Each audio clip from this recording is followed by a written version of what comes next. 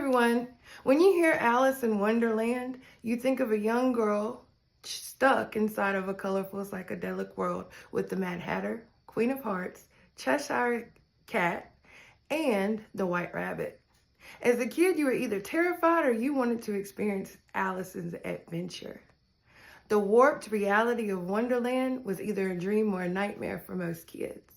What if I told you there are people who experience daily distortions and perceptions of reality? Seems more like a nightmare than a dream. What if I told you that Alice in Wonderland was a true, real-life medical condition?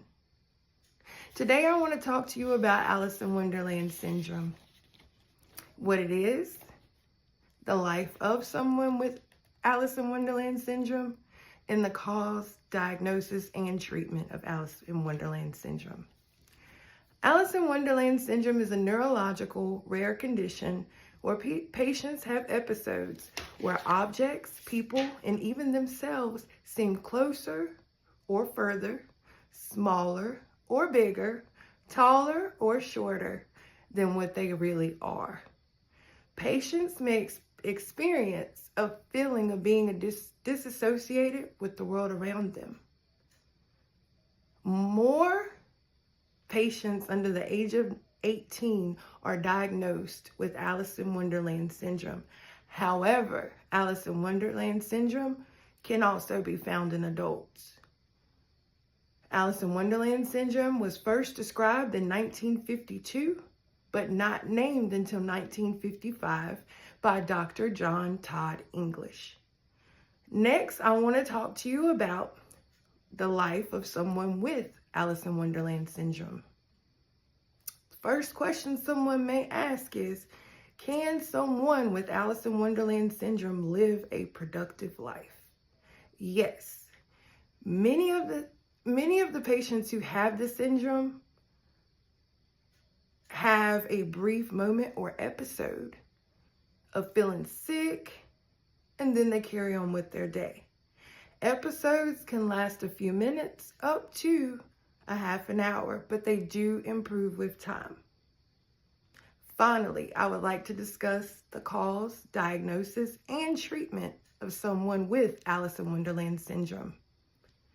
The exact cause is unknown, but it is often linked to migraines and head injuries, sometimes epilepsy, brain tumors, psychoactive drugs, some mental health disorders, and a few other brain injury.